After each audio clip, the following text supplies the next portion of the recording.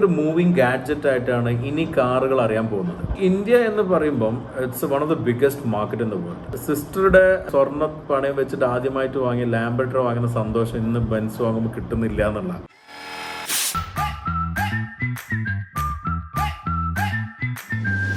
Hello everybody, welcome to Face This Question with me, Rekha. ഇന്നത്തെ എൻ്റെ celebrity കുറിച്ച് പറഞ്ഞതിന് മുമ്പ് ആദ്യമേ ഞാൻ പറയട്ടെ, please subscribe, please share, please like. ഒരുപാട് ബഹുമുഖ പ്രതിഭകളെ ഞാൻ ഈ FTQ കൂടി നിങ്ങൾക്ക് കൊണ്ടുവന്നിട്ടുണ്ട്.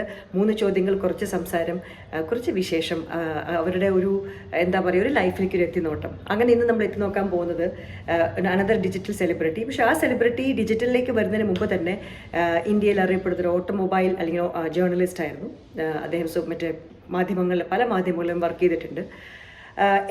ഒരുപാട് കാറുകളെ പറ്റിയും ട്രക്കുകളെ കുറിച്ചും ഓട്ടോമൊബൈൽ ഇൻഡസ്ട്രിയെ കുറിച്ചൊക്കെ ഒരുപാട് അറിവുള്ള ഒരാളാണ്. I am quite excited to know more about him. Presenting Hani Mustafa from flywheel.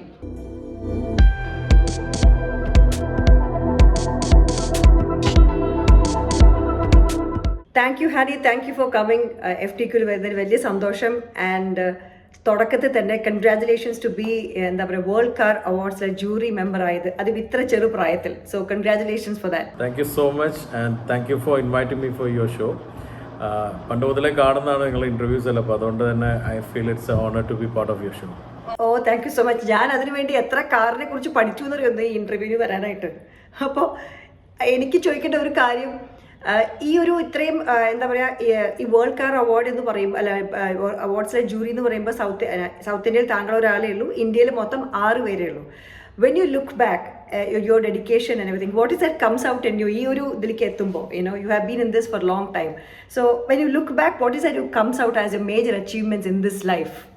So one statement ആയിട്ട് പറയുകയാണെങ്കിൽ, ഓൾവേസ് ഒരു പാഷൻ ചേസ് ചെയ്താൽ it will give back to you എന്നുള്ളതാണ് എനിക്ക് ഒറ്റ വാക്കിൽ പറയാനുള്ളത്. കാരണം ഞാൻ പഠിച്ചതൊന്നും ഓട്ടോമോട്ടീവ് ആയിരുന്നില്ല, എൻ്റെ പാഷൻ കൊണ്ട് മാത്രം ഞാൻ വന്നിട്ടുള്ളായിരുന്നു ഈ ഫീൽഡിൽ. അപ്പോൾ അതിൽ ഞാൻ I strived, I done my best, I put on all to that and like എന്താ പറയുക, ഫുൾ ഡെഡിക്കേഷനും ഡിറ്റർമിനേഷനോടുകൂടി വർക്ക് ചെയ്തപ്പോൾ it paid back. Very good. സത്യം പറഞ്ഞാൽ ഒരു 200 വീഡിയോ യൂട്യൂബിൽ തന്നെയുണ്ട്. ഒരുപാട് കാലമായിട്ട് എല്ലാ മാധ്യമങ്ങളിലും വർക്ക് ചെയ്യുന്നുണ്ട്. അപ്പോൾ ഏകദേശം എത്ര കാറുകളെ റിവ്യൂ ചെയ്തിട്ടുണ്ടാവും? ഇപ്പോൾ ഒരു നമ്പർ പറയാച്ചാൽ? നമ്പർ ഞാൻ പണ്ടെല്ലാം നോക്കാറുണ്ടായിരുന്നു. കാരണം നമ്മൾ ആദ്യം ഒരു ലിസ്റ്റ് വെക്കായിരുന്നു പണ്ട്, ഇന്ന വണ്ടി ഓടിക്കണം, ഇന്ന വണ്ടി കാണണം. അപ്പൊ അന്നെല്ലാം ലിസ്റ്റ് ഉണ്ടായിരുന്നു. അപ്പൊ ആ ലിസ്റ്റ് ടിക്ക് ചെയ്തിട്ട് തന്നെ പോയത് എനിക്ക് ഓർമ്മയുണ്ട്. പക്ഷെ ഇപ്പൊ സത്യം പറഞ്ഞ നമ്പേഴ്സ് ഒന്നും വെച്ചിട്ടില്ല ഞാൻ. നമ്പേഴ്സ് എന്ന് പറഞ്ഞു കഴിഞ്ഞാൽ അത് ശരിക്കും ശരിയാവില്ല. കാരണം അതിന്റെ ഇപ്പൊ നമ്മൾ ഡ്രൈവ് ചെയ്യുന്നതെന്ന് പറയുമ്പോൾ വേരിയൻസ് വ്യത്യാസം വരും. അപ്പൊ അതെല്ലാം നമ്മൾ കൗണ്ട് ചെയ്യുന്നതല്ല, ആക്ച്വലി അതൊരു ഫിഗർ ആവൂല. കാരണം മോഡൽ എന്ന് പറയുമ്പോൾ ഒരു വണ്ടി ഇറങ്ങി അതിന്റെ ഒരു മോഡൽ വന്നു, അതിൻ്റെ ഇടയ്ക്ക് വേരിയൻസ് എല്ലാം ചേഞ്ച് ഉണ്ടാവും. അപ്പൊ അങ്ങനെയുള്ള നമ്പേഴ്സ് ഞാൻ വെച്ചിട്ടില്ല. ബട്ട് അഗൈൻ ഇന്ത്യയിൽ ഇറങ്ങിയിട്ടുള്ള ഓൾമോസ്റ്റ് എല്ലാ വണ്ടിയും അതന്നെ അത്രയുണ്ട്. അപ്പോ അങ്ങനെ ഒരു ജംഗ്ഷൻ നിൽക്കുമ്പോൾ ഹനി, ഇപ്പോൾ ഒരു പുതിയ വണ്ടി വരുമ്പോൾ അത് what is that excites you? Okay, ഇതിൽ എന്താണ് പുതിയതെന്ന് കണ്ടുപിടിക്കുമ്പോൾ ഒരു excitement. What is that you drive to do a better every time? Because ഇത്രയും വണ്ടികൾ ചെയ്തുകൊണ്ട്. So for me first thing is always the design. ഞാൻ ആദ്യം ഒരു ഓട്ടോമോട്ടീവ് ഡിസൈനർ ആവണമെന്നായിരുന്നു ആഗ്രഹിച്ചിരുന്നത്. അപ്പോൾ അതുകൊണ്ട് ഡിസൈൻ എപ്പോഴും എൻ്റെ കണ്ണിൽ ഫസ്റ്റ് സ്ട്രൈക്ക് ചെയ്യുക ഡിസൈനാണ്. പക്ഷേ ഇപ്പോഴത്തെ കാലത്ത് എനിക്കൊരു കാര്യം മനസ്സിലായില്ല, മുമ്പ് കാറുകളിലെ ഒരു ഫോട്ടോ കണ്ടാൽ നമുക്ക് ഡിസൈൻ ജഡ്ജ് ചെയ്യാൻ പറ്റുമായിരുന്നു. പക്ഷെ ഇന്നിപ്പോൾ അതല്ല. ഇന്നിപ്പോൾ പല വണ്ടികളും നമ്മളിപ്പോൾ ഫോട്ടോജനിക് അല്ല എന്ന് ഞാൻ പറയാറുണ്ട് റിവ്യൂസിൽ. കാരണം നേരിട്ട് കാണുമ്പോഴാണ് പലപ്പോഴും അതിൻ്റെ ആ കേർവ്സും എക്സാക്ട്ലി. അപ്പോൾ അതുകൊണ്ട് അതാണ് ഫസ്റ്റ് സ്ട്രൈക്ക് ചെയ്യുക. പിന്നെ എപ്പോഴും നമ്മൾ ഒരു ഫീൽഡിൽ നിൽക്കുന്ന ആൾക്ക് എപ്പോഴും അതിൻ്റെ പുതിയത് വരുമ്പോൾ എപ്പോഴും ട്രൈ ചെയ്യണമെന്നുണ്ടാവും. അപ്പോൾ ഗാഡ്ജറ്റ്സ് ആണെങ്കിൽ അങ്ങനെ ഉണ്ടാവും. അപ്പം നമുക്ക് ഏത് പുതിയ വണ്ടി, അത് ഏതൊന്നൊന്നുമില്ല. അപ്പം ലൂന മുതൽ അല്ലെങ്കിൽ മോപ്പഡ് മുതൽ ട്രക്ക് വരെ എനിക്ക് ഇഷ്ടമാണ് എൻജോയ് ചെയ്യാൻ. അപ്പോൾ അതുകൊണ്ട് അതെ, അപ്പോൾ അതിൽ എന്ത് പുതിയത് വന്നാലും അപ്പോൾ അതൊന്ന് ട്രൈ ചെയ്യണം, അതിനെക്കുറിച്ച് പഠിക്കണം. ആദ്യം എനിക്ക് പഠിക്കണം എന്നുള്ളതാണ്. സെക്കൻഡാണ് ഞാൻ ഷോയിൽ കൊണ്ടുവരുന്നതിനെ പറ്റി ചിന്തിക്കുക. അപ്പോൾ ഈ ഒരു പുതിയ കാറ് അല്ലെങ്കിൽ ഒരു ബ്രാൻഡ് ലോഞ്ച് ആകുമ്പോഴല്ലോ കുറേ ആൾക്കാർക്ക് എക്സ്പെക്ടേഷൻസ് ഉണ്ടാവും. അതായത് ചിലപ്പോൾ അത് ഹൈ എൻഡ് ആയിരിക്കും, യൂട്ടിലിറ്റി ആയിരിക്കാം, അല്ലെങ്കിൽ പക്ഷെ താങ്കൾക്ക് തോന്നില്ലേ എക്സ്പീരിയൻസ് വേഴ്സസ് ഒരു പെർഫോമൻസ്? ചില സമയത്ത് കാറുകളുടെ പെർഫോമൻസ് ആണോ അതോ പുതിയതായിട്ട് ഉണ്ടാകുന്ന ഒരു കസ്റ്റമർ എക്സ്പീരിയൻസ് അവർ കൂടുന്നുണ്ടല്ലോ when you go to the higher brands? അപ്പോൾ എങ്ങനെയാണ് അതിൽ, how do you understand that and how do you analyse that? Okay, so for me ഞാൻ ഇപ്പോഴും വണ്ടി ജഡ്ജ് ചെയ്യാറുള്ളത്, നമ്മൾ ആസ് എ ജേർണലിസ്റ്റ് നമ്മൾ പ്രൊഫഷണലായി ജഡ്ജ് ചെയ്യുമ്പോൾ ഒരു വാസ്റ്റ് ആയിട്ട് വേണം അതിനെക്കുറിച്ച് പഠിക്കാൻ. പക്ഷെ ഒരു കസ്റ്റമർ പോയിന്റ് ഓഫ് വ്യൂവിൽ ഓരോ വ്യക്തികളും ഡിഫറെൻ്റ് ആണ്. അവർക്ക് അവരുടേതായ ചോയ്സ് ഉണ്ട്, അവരുടേതായ ഒരു ക്യാരക്ടർ ഉണ്ട്. ആ ക്യാരക്ടറും അവരുടെ യൂട്ടിലിറ്റിയും യൂസറിലും മാച്ച് ആവുന്ന തരത്തിലാണോ വണ്ടികൾ എന്നുള്ളതാണ് ഞാൻ ഫസ്റ്റ് നോക്കുക. ഒരു സെഗ്മെന്റ് ഫോർ എക്സാമ്പിൾ ഒരു ഹാഷ് ബാക്ക് എടുക്കുകയാണ് അല്ലെങ്കിൽ ഒരു SUV എടുക്കുകയാണ്. ആ സെഗ്മെന്റിലുള്ള ആളുകൾക്ക് അതിൽ പ്രൊഫഷണൽസ് ഉണ്ടാവാം, അതുപോലെ തന്നെ ബിസിനസ്സുകാരുണ്ടാവാം, ചിലപ്പം ഇത് വണ്ടി തന്നെ അവരുടെ ഒരു എന്താ പറയുക ജോലിയുടെ ഭാഗമാവുന്നുണ്ടാവാം. അപ്പോൾ ആ തരത്തിലുള്ള ആളുകൾക്ക് അതെങ്ങനെ യൂസ്ഫുൾ ആവുന്നു, അത് അതിലെന്ത് ഇമ്പ്രൂവ്മെന്റ് വന്നു, അതെങ്ങനെ യൂസ്ഫുൾ ആയി മാറുന്നു എന്നുള്ളതാണ് ഞാൻ എപ്പോഴും നോക്കാറില്ല. അതുപോലെ ഫെറാറി എടുത്തിട്ട് ഞാനൊരു സാധാരണക്കാരനെ പോലെയും സാധാരണ കാർ എടുത്തിട്ട് ഒരു ഫെറാറിനെ പോലെയും കമ്പയർ ചെയ്യുന്ന ഒരിക്കലും ശരിയാവുന്ന കാര്യമില്ല. അപ്പോൾ അത് ആ ഒരു സെഗ്മെന്റിൽ എങ്ങനെയാണോ ആ വണ്ടി ഉള്ളത് ആ സെഗ്മെന്റിലൊക്കെ അത് എങ്ങനെ മാച്ച് ആവുന്നു എന്നുള്ളത് ഞാൻ നോക്കുക. അതെ. അപ്പോൾ ഈ സത്യം പറഞ്ഞാൽ technology has been A great deal അല്ലേ? ഈ ഓട്ടോമൊബൈൽ ഇൻഡസ്ട്രി ഏറ്റവും അധികം ഇപ്പോൾ ടെസ്ലയെ തന്നെ വിളിക്കുന്നത് technology company rather than a car company. അപ്പോൾ അങ്ങനെ ഒരു ഇൻഡസ്ട്രിയിൽ ഇപ്പോൾ you have seen this all ഒരു from the all this revolution. അപ്പോൾ how do you see technology has helped even a common man to understand? അതായത് നല്ലൊരു കാർ കാണുമ്പോൾ നമുക്ക് ഒരുപാട് എക്സ്പീരിയൻസിലുള്ളൊരു ഒരു ഒരു ഒരു വേ ഉണ്ട് ഇപ്പോൾ മനസ്സിലാക്കാനായിട്ട്, എസ്പെഷ്യലി ഇപ്പോഴത്തെ താങ്കളുടെ റിവ്യൂമായുള്ള കാര്യങ്ങൾ. സോ അതെങ്ങനെയാണ് ഒരു സാധാരണക്കാരെ സഹായിക്കുന്നത് ടെക്നോളജി? ഇപ്പം നമുക്ക് ഏറ്റവും വലിയ ഉദാഹരണമാണ് ഇപ്പോൾ നമ്മളെ മൊബൈൽ. ഇപ്പം ഞാൻ ഇപ്പം തന്നെ ഷൂട്ട് ചെയ്യുന്ന മൊബൈലിലാണ്. നമ്മൾ മുമ്പ് ക്യാമറ യൂണിറ്റും ലൈറ്റെല്ലാം ചെയ്യേണ്ട സമയത്താണ് ഇപ്പോൾ ഒറ്റൊരു ക്യാമറ വെച്ച് ഞാൻ ഒറ്റയ്ക്ക് ഷൂട്ട് ചെയ്യുന്ന ഒരവസ്ഥയിൽ എത്തുന്നത്.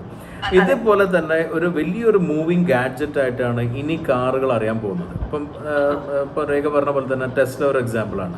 ഇപ്പോൾ ടെസ്ല അവർ കണക്കിലെടുക്കുന്നത് വെറും ഒരു ഓട്ടോമൊബൈൽ എന്നുള്ളൊരു രീതിയിലല്ല, ഒരു വലിയൊരു മൂവിങ് ഗാഡ്ജറ്റ്. ഇപ്പം നിങ്ങൾക്ക് അറിയായിരിക്കും കൺസ്യൂമർ ഇലക്ട്രോണിക് ഷോ എന്ന് CES എന്ന് പറഞ്ഞ വേൾഡിലെ ഏറ്റവും വലിയ ഇലക്ട്രോണിക് ഷോ നടക്കാറുണ്ട്. അതിൽ കഴിഞ്ഞ 4.5 വർഷമായിട്ട് നല്ലൊരു പ്രസൻസ് ഉള്ള ഓട്ടോമോട്ടീവ് കമ്പനീസാണ്. അത് കാണിക്കുന്നത് ഓട്ടോമോട്ടീവ് കമ്പനീസും അവരും ഗാഡ്ജറ്റായി മാറണം, അവരുടെ ടെക്നോളജീസാണ് ഇപ്പം കൂടുതൽ ഷോക്കേസ് ചെയ്യുന്നത്. ഇപ്പോൾ കാറുകളുടെ ഇപ്പോൾ സ്പീഡ് അല്ലെങ്കിൽ പവർ ഇതെടുക്കുന്ന ഇതിനെല്ലാം ഒരു സാച്ചുറേഷൻ പോയിന്റിൽ എത്തി നിൽക്കുന്നവരെയും തോന്നുന്നു. അപ്പം ബുഗാട്ടി ഷിറോൺ ഏകദേശം 400+ കിലോമീറ്റർ സ്പീഡിൽ പോയി. ഇനി അതിൻ്റെ മേലെ ആർക്കും ഓടിക്കാൻ പറ്റും? എങ്ങനെ ഓടിക്കാൻ പറ്റും? അതിനുള്ള സ്ഥലമുണ്ടോ? ഇതന്നെ എത്താൻ പറ്റാത്തൊരു ഫിഗേഴ്സാണ് 1000 HP. ഇതിൻ്റെ മേലേക്ക് ഇനി ഉണ്ടാവില്ല. ഇതിൻ്റെ ഒരു സാച്ചുറേഷൻ പോയിന്റിൽ എത്തുന്ന പോലെ ആകുമ്പോൾ വേറെ രീതിയിൽ ഡൈവേർട്ട് ചെയ്ത് വരാറ്. ഇത് നമ്മളൊരു കമോഡിറ്റി ആയി മാറി. ഇപ്പം ശരിക്കും പറഞ്ഞാൽ ഓട്ടോമോട്ടീവ് ടെക്നോളജി വളർന്നിട്ട് നമുക്കൊരു ഡ്രൈവർ ഇല്ലാതെ ഓടിക്കാവുന്ന തരത്തിൽ ടെക്നോളജി ആക്ച്വലി വളർന്നിട്ടുണ്ട്. അതിന് ലീഗാലിറ്റീസും പലതും വെച്ചിട്ടാണ് പലതും ഇറങ്ങാത്തത് വണ്ടികൾ. അപ്പം ആ രീതിയിൽ നോക്കുകയാണെങ്കിൽ ഇറ്റ്സ് നോട്ട് വാട്ട് ഒരു 4 വീലുള്ള ഒരു കമ്പ്യൂട്ടിംഗ് എലമെന്റ് എന്നുള്ളതിനേക്കാൾ ഏറെ ഒരു ഗാഡ്ജറ്റായി മാറുകയാണ് മൂവിങ് ഗാഡ്ജറ്റ്. അതെ, സത്യം.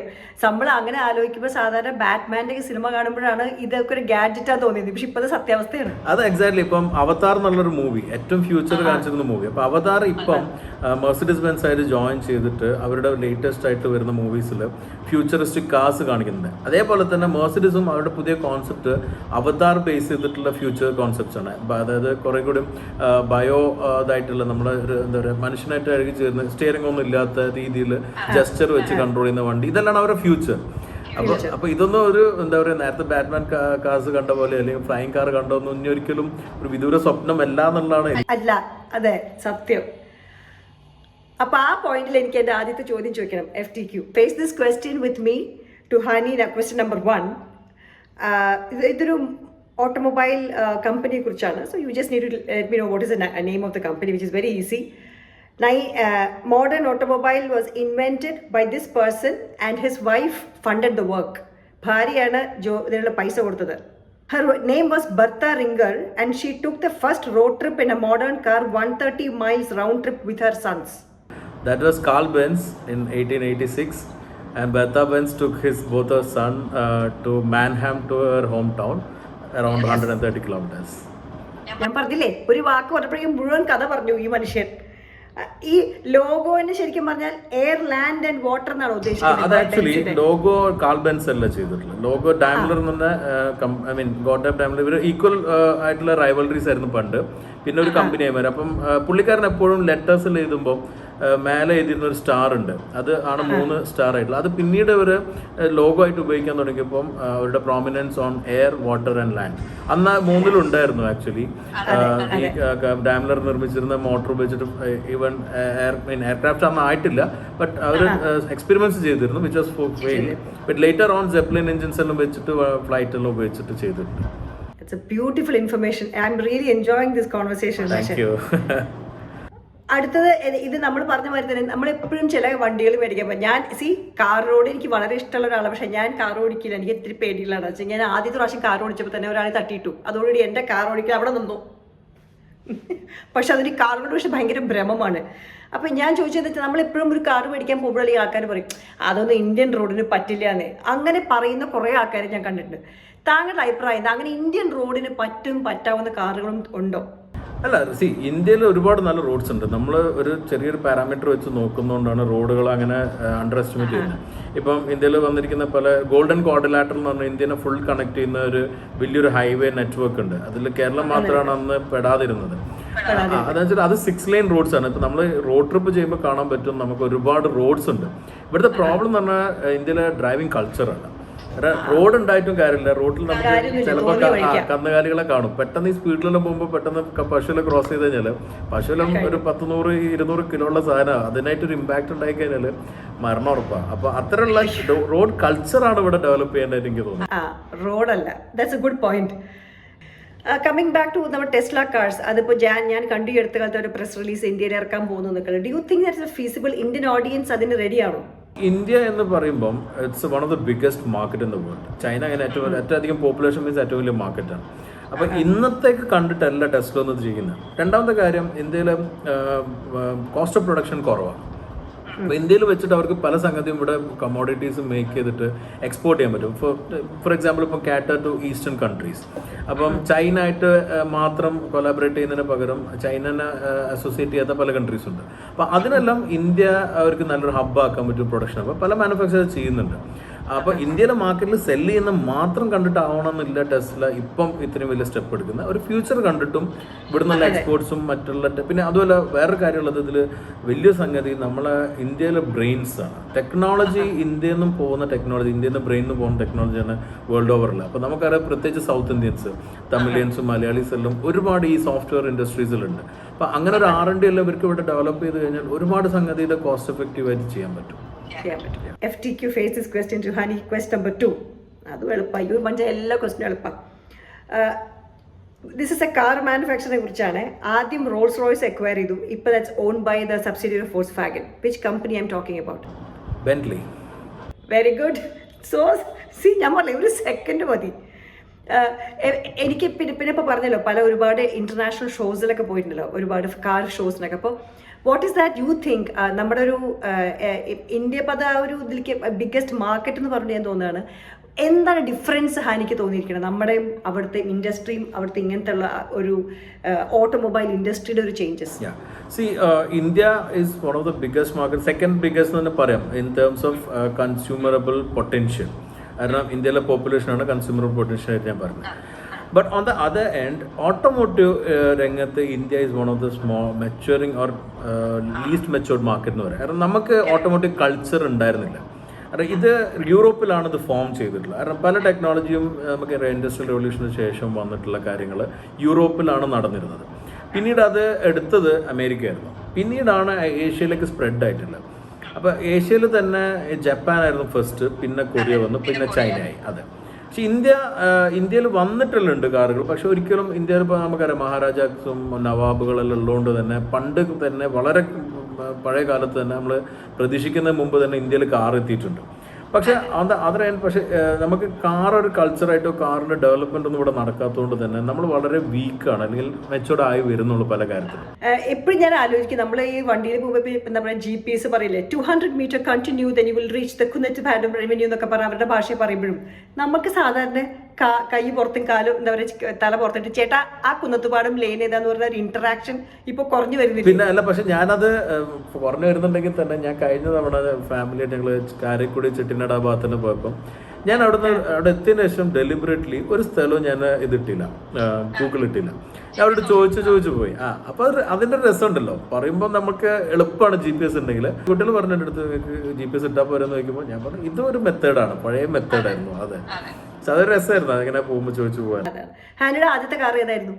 അയ്യോ, എൻ്റെ ആദ്യത്തെ കാർ വീട്ടിൽ കാറിലുണ്ട്. പക്ഷെ ഞാൻ സ്വന്തം ഏർണിങ്സിൽ ആദ്യമായിട്ട് വാങ്ങിയ ഒരു പഴയ കാറാണ്, 68 മോഡൽ പഴയ ബെൻസ്. അപ്പോഴും കൂടെ ഉണ്ടോ? ഇല്ല, അത് ഒരു 5-6 വർഷം കൂടെ ഉണ്ടായിരുന്നു. പിന്നെ എന്താ വെച്ചാൽ ഞാൻ അന്ന് ഉപ്പൻ്റെ കൂടെ ഉപ്പൻ്റെ ബിസിനസ്സിലായിരുന്നു, നല്ല തിരക്കായിരുന്നു. അപ്പം എൻ്റെ പാഷൻ ഞാൻ അന്ന് ഈ പറഞ്ഞ ഷോവും എഴുത്തലായിട്ട് പോരുന്നുണ്ട്. ഇത് അങ്ങനെ മെയിൻറ്റെയിൻ ചെയ്യാൻ പറ്റാതെ വന്നു. ഉപ്പ അങ്ങനെ കിടക്കുക പൊട്ടിടിച്ചെടുക്കുന്നുണ്ട്. അപ്പോൾ ഒരു ദിവസം എന്നോട് ദേഷ്യം പിടിച്ചത് ഇങ്ങനെയല്ലാണ് ഇനി ഉപയോഗിക്കേണ്ട കൊടുത്തേക്ക് എന്നെല്ലാം പറഞ്ഞു. ആ സമയത്ത് തന്നെ എൻ്റെ വേറൊരു ക്ലോസ് ഫ്രണ്ട് ചെന്നൈയിലുള്ളൊരു ജബീറുണ്ട്. പുള്ളിക്കാരന് കലക്ടറാണ്, വണ്ടി പഴയ കാറിൽ കളക്ട് ചെയ്തതാണ്. അപ്പം പുള്ളി എൻ്റെ അടുത്ത് ചോദിച്ചു നീ ഇത് കൊടുക്കുമെന്ന് ചോദിച്ചു. ആ ഒരു മൊമെന്റ് കറക്റ്റ് വന്നപ്പോൾ ഞാൻ ആ മൈൻഡിലാണ് കൊടുത്തത്. പക്ഷെ എനിക്കറിയായിരുന്നു പുള്ളിയുടെ അടുത്ത് വെച്ച് കഴിഞ്ഞാൽ എന്നെക്കാളും നന്നായി കീപ്പ് ചെയ്യും. ഞാൻ അത് കാണുകയും ചെയ്തു, അങ്ങനെ കൊടുത്തു. അതെ, കൊടുത്തതിൽ ഇപ്പോഴും സങ്കടമുണ്ട്. അതെ, കുഴപ്പമില്ല. അതെ, പക്ഷെ എന്നാലും കാണാമല്ലോ, ഫ്രണ്ട് കൂടെയല്ലോ ഇരിക്കുന്നത്, അതിന് കുഴപ്പമില്ല. അതെ. അപ്പോൾ ഒരു വീഡിയോ ചെയ്യുമ്പോൾ സാധാരണ നിലയിൽ താങ്കൾക്ക് ഇഷ്ടപ്പെട്ട ചിലപ്പോൾ ഡിസൈനിലാണ് എപ്പോഴും ഇൻട്രസ്റ്റ് എന്ന് പറയും. അപ്പോൾ you like the design or you photogenic അല്ലെങ്കിലും താങ്കൾ പോയിട്ട് അത് കാണുകയും, പക്ഷേ sometimes you don't feel like telling ചില negative factors as a expert ചിലപ്പോൾ എനിക്ക് തോന്നിയെന്ന് വരും. അപ്പോൾ ഇത് എങ്ങനെയാണ് സാധാരണ നിലയിൽ ആൾക്കാർക്ക് എത്തിക്കാറ്? ബിക്കോസ് ദർ ഇസ് എ ബ്രാൻഡുകൾക്ക് വിഷമമാവാത്ത രീതിയിലും മനുഷ്യർക്ക് എത്തിക്കുകയും വേണം അങ്ങനത്തെ കാര്യങ്ങൾ. ഇതിൽ ഞാൻ ആദ്യം ഒരു കാര്യം ക്ലിയർ ചെയ്യാം. പലരും നമ്മുടെ അടുത്ത് ചോദിച്ചിട്ടുള്ള കാര്യം, നിങ്ങൾ റിവ്യൂ ചെയ്യുന്നത് കമ്പനിയുടെ വണ്ടി ചെയ്യും, വണ്ടി അയച്ചു തരുന്നു, മീഡിയ ആണ് എന്ന് പറയുമ്പോൾ നിങ്ങളെല്ലാം നല്ലതല്ലേ പറയും. നോ, ഒരിക്കലും ഞാൻ അങ്ങനെ പറയാറില്ല. നമുക്ക് ഓരോരുത്തർക്ക് അവതരണ രീതിയുണ്ട്. അപ്പം ഞാൻ എല്ലാ കാര്യങ്ങളും ക്ലിയർ ആയിട്ട് പറയും. അതിൻ്റെ നെഗറ്റീവും പറയും, പോസിറ്റീവും പറയും. പക്ഷേ എൻ്റെ പൊതുവെ എൻ്റെ നേച്ചർ തന്നെ ഒരു നെഗറ്റീവ് പറയണം, അത് ഞാൻ ഒരു കവർ ചെയ്തിട്ടേ പറയുള്ളൂ. ഒരാൾക്ക് വിഷമാകാത്ത രീതിയിലാണ് പറയാം. അപ്പോൾ അതെൻ്റെ നേച്ചറിൻ്റെ ഭാഗമായിട്ട്. അപ്പോൾ ഞാൻ ആ രീതിയിൽ തന്നെയാണ് ഷോ തരുന്നത്. ഇപ്പം നമുക്ക് വലിയ ഇഷ്ടമില്ലെങ്കിൽ പോലും നമ്മൾ പ്രൊഫഷണലി കാണുമ്പം അത് നമ്മൾ അവിടെ ചെയ്യേണ്ട ജോലിയാണ്. അപ്പോൾ ഞാൻ ഒരിക്കലും ഒരു വണ്ടിയും അങ്ങനെ നെഗറ്റീവിൽ മാത്രം കണ്ടുപോയി ചെയ്യാറ്. കാരണം ആരും തന്നെ, ഞാൻ മനസ്സിലാക്കിയെടുത്തോളം ആരും തന്നെ ഒരു മോശം കാറും ബിൽഡ് ചെയ്യുന്നില്ല. എല്ലാവരും ഉണ്ടാക്കുന്ന നല്ല കാറുകളാണ്. പിന്നെ അതോരോ പാരാമീറ്റേഴ്സ് വെച്ച് വ്യത്യാസം ഉണ്ടാവും.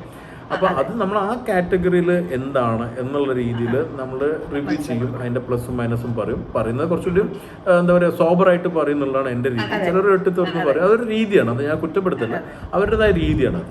അപ്പോൾ അങ്ങനെ പറയും. പക്ഷേ എനിക്ക് പേഴ്സണലി എന്താ വെച്ചാൽ എൻ്റെ പേഴ്സണൽ ചോയ്സുകൾ വേറെ ഉണ്ടാവും. ഞാൻ വളരെ വ്യക്തമായിട്ട് പറയാറുണ്ട്, ഇതിൻ്റെ പേഴ്സണലി ഇഷ്ടമുള്ള വണ്ടിയാണ് എന്ന് വെച്ചാൽ ഞാൻ ബയസ്ഡ് അല്ല ഒരിക്കലും റിവ്യൂവിൽ. അതെ, okay. Face this question number 3. ഞാനൊരു ഞാൻ കുറച്ചുകൂടി കട്ടി ചോദ്യം ചോദിക്കണമായിരുന്നു. ഞാൻ കുറേ മോഡലുകളുടെ പേര് പറയാം, അത് ഏതാന്ന് പറയണം. സ്പൈഡർ ഒരുപാടുള്ളത്, പക്ഷേ ഫെറാറിയുടെ ആണ് ഏറ്റവും ഫേമസ്. കറക്റ്റ്. വെന്യൂ. ഹിൻഡേ. കറക്റ്റ്. കയൻ എന്നല്ലേ പറയാ? പോഷ. Correct. Porsche. That is the most expensive car. Which is the most expensive car? No, as of now it is Bugatti Chiron. അതായത് ഒഫീഷ്യലി ഉള്ളത് എങ്ങനെ മാറും അത്. പക്ഷെ ഇപ്പം റെക്കോർഡ് ചെയ്തിട്ടുള്ളത് ഗിന്നസിൽ വന്നിരിക്കുന്നത് ബുഗാട്ടി ഷിറോന്റെ പേരാണ്. അത് ഇറ്റ് കീപ് ചേഞ്ചിങ്. സാധാരണ എൻ്റെ ക്വസ്റ്റ്യൻസ് ഒക്കെ കഴിഞ്ഞപ്പോൾ I want to understand one thing more. അതായത് ഹാരി ഒരു കാർ മേടിക്കാൻ പോകുമ്പോൾ താങ്കളുടെ മനസ്സിൽ താങ്കൾ എല്ലാം അതോറിറ്റിയാണ്, എല്ലാം അറിയാം. പക്ഷെ ഒരു സെയിൽസ്മാൻ അല്ലെങ്കിൽ ആ ഷോറൂമിലെ ആൾ പിച്ച് ചെയ്യുമല്ലോ, ഇതാണ് നല്ലത്, അതാണ് നല്ലതൊക്കെ, without knowing who you are. അങ്ങനെ വല്ല ഇൻസിഡന്റ് പറ്റിയിട്ടുണ്ടോ? ഓ, ഒരുപാട്. എന്നുവെച്ചാൽ ഇവിടെ അല്ല, ഇപ്പം ഞാൻ എൻ്റെ ഒരു സ്വഭാവം വെച്ചാൽ ഞാൻ എവിടെ പോയാലും ഷോറൂമിൽ കയറി ചെല്ലും. ഒന്നെന്താ വെച്ചാൽ എനിക്ക് ചില വണ്ടികൾ നമുക്ക് എത്ര ഓടിച്ചാലും പിന്നീട് കാണാനും ഭയങ്കര ഇഷ്ടമാണ് എനിക്ക്. അത് എൻ്റെ ഒരു വളരെ പേഴ്സണൽ. ഇപ്പം എൻ്റെ വൈഫെല്ലാം ചോദിക്കും നിങ്ങളുടെ ഓടിച്ചല്ലേ, ഫോട്ടോ എടുത്തല്ലേ, എന്നാലും ചിലപ്പോൾ വെറുതെ പോയിട്ട് അഡ്മയർ ചെയ്ത് നോക്കും. അപ്പം അങ്ങനെയുള്ള പോയ സമയത്ത് ഒരിക്കലും ബോംബെ എന്ന് ഈ പറഞ്ഞല്ലോ, നമ്മൾ അന്ന് ബോംബെയിലൊന്നും നമ്മൾ അറിയൊന്നുമില്ല. അപ്പോൾ അതുപോലെ ഞാനൊരു കസ്റ്റമർ ആണെന്ന് കൂടെ നോക്കാത്ത രീതിയിൽ വലിയൊരു മൈൻഡ് ചെയ്ത് പിന്നെ അതിനെപ്പറ്റി ചോദിച്ചു തുടങ്ങി. പുള്ളിക്കാരൻ ഒരു കാര്യങ്ങൾ പറഞ്ഞു. ആക്ച്വലി ഞാൻ മനസ്സിലാക്കിയൊരു ഫാക്ട്, അവൻ പറഞ്ഞ ചില ഫീച്ചേഴ്സ് അവൻ മുമ്പ് വർക്ക് ചെയ്ത ബ്രാൻഡിലുണ്ട്. അപ്പം ഞാൻ കുറച്ച് വർക്കിംഗ് അല്ലേ, അപ്പം വേറെ ബ്രാൻഡിൻ്റെ പേര് പറഞ്ഞു. ഞാൻ പറഞ്ഞു ഇത് മറ്റു വണ്ടിയിലുണ്ടായിരുന്ന ഫീച്ചേഴ്സ് ഇല്ല. അപ്പോൾ അവനാകെ സ്റ്റണ്ടായി. So sorry. അപ്പോൾ ഞാൻ പറഞ്ഞു ഡോണ്ട് വറി, ഞാൻ കസ്റ്റമർ ഒന്നുമല്ല, ഞാനൊരു ജേർണലിസ്റ്റ് ആണ്. അവർ സോറി, ഞാൻ ഇവിടെ ജോയിൻ ചെയ്ത് ഇത്ര ദിവസമായിട്ടുള്ളൂ, എൻ്റെ ട്രെയിനിങ് കഴിഞ്ഞിട്ടില്ല, അപ്പോൾ അങ്ങനെ പറ്റിയ മിസ്റ്റേക്കാണ്. അപ്പോൾ ഒന്നും പറയാനില്ല. ഞാൻ പറഞ്ഞു ഓക്കെ, ബി കെയർഫുൾ, ഇത് മറ്റേ വണ്ടിയിലെ ഫീച്ചറാണ്, so be careful about that. അപ്പോൾ എൻ്റെ ലാസ്റ്റ് ക്വസ്റ്റ്യൻ, അതായത് you being a very successful journalist and a YouTuber who actually ഇത്രയും നല്ല കോണ്ടന്റുകൾ എസ്പെഷ്യലി ഫോർ ഓട്ടോമൊബൈൽ ഇൻഡസ്ട്രി, ഇതിലേക്ക് പുതുതായി വരാൻ ഇഷ്ടപ്പെടുന്ന ഒരു ന്യൂ കമ്മറിന് ശ്രദ്ധിക്കേണ്ട കാര്യങ്ങൾ എന്തൊക്കെയാണ് ഹനി? അത് ഇപ്പോൾ റീസെൻ്റ് ആയിട്ട് പല ഇൻ്റർവ്യൂസിലും ഞാൻ പറഞ്ഞിട്ടുള്ളൊരു കാര്യമായിരുന്നു. പാഷൻ ഇപ്പോൾ എല്ലാവർക്കും ഉണ്ട്. നമ്മളെല്ലാവരും പറയും പാഷൻ ചേസ് ചെയ്യാം. പക്ഷേ എനിക്ക് മനസ്സിലായിട്ടില്ല, പാഷൻ ചേസ് ചെയ്യുന്ന പറയുമ്പം ഇങ്ങനത്തെ കാര്യങ്ങൾക്ക് പ്രൊഫഷണാക്കി എടുക്കുമ്പോൾ അതിൽ അവരൊരു ബ്രേക്ക് ഇടുന്നൊരു സന്ദർഭം വരുന്നുണ്ട്. അപ്പോൾ ഞാൻ പറയാം, സ്ട്രോങ് പാഷൻ വേണം, ഇൻ ഡെപ്ത് പാഷൻ വേണം. ഇൻ ഡെപ്ത് പാഷൻ എന്ന് പറഞ്ഞാൽ you should dedicate lot of things. എന്നെ സംബന്ധിച്ചിടത്തോളം I dedicated lot of things. അതുകൊണ്ടാണ് എനിക്ക് ഈ പ്രൊഫഷൻ ബിൽഡ് ചെയ്യാൻ പറ്റും. Otherwise I was from A business family. നമ്മളിപ്പം ഞാനൊരു മകനും കൂടെ ആകുമ്പോൾ നമുക്കുള്ള ഉത്തരവാദിത്തങ്ങൾ ഒരുപാടുണ്ട്. അപ്പം പലരും എൻ്റെ അടുത്ത് പലപ്പോഴും ചോദിച്ചിട്ടുണ്ടെങ്കിൽ ഞാൻ ഫസ്റ്റ് പറഞ്ഞ I was challenging myself first to prove myself. അപ്പം ഇത് വരുന്ന സമയത്ത് തന്നെ പലരും യൂട്യൂബേഴ്സ് എല്ലാം വരുമ്പം പലരും കണ്ടിട്ടുള്ളൊരു കാര്യം, ഉടനെ തന്നെ ഒരു ഹൈപ്പിൽ എത്താതെ വരുമ്പോൾ ഡിസപ്പോയിൻറ്റഡ് ആയിട്ട് കാണാറുണ്ട്. Never get disappointed. It talk like 17 years for me to reach here from my freelancer time. 17 or 18th year ആണ് ഇപ്പോൾ. ഞാൻ 2002 എഴുതാൻ തുടങ്ങിയിട്ടുണ്ട് അത് പഠിക്കുമ്പോൾ തന്നെ. അപ്പോൾ അന്ന് മുതൽ എടുത്തിരിക്കുന്ന ഒരു ജേർണിയുടെ ഒരു ഫ്രൂട്ട്ഫുൾ ടൈം ഇപ്പോൾ ലാസ്റ്റ് 5 years ആണ് ആക്ച്വലി. അപ്പോൾ അതിൽ ആ സമയം എടുക്കും ചിലപ്പോൾ. ഇപ്പോൾ കുറച്ചുകൂടെ എളുപ്പമായിരിക്കും, പക്ഷേ don't get disappointed. Have A deep rooted passion. Correct. It's A great conversation. എനിക്ക് ഒരുപാട് ഇൻഫർമേഷൻ നമ്മൾ സംസാരിക്കുമ്പോൾ പറഞ്ഞു തന്നതിനും ഈ പരിപാടി കാണുന്ന എല്ലാവർക്കും thank you honey. Thank you very much. Thank you so much for inviting me. Thank you.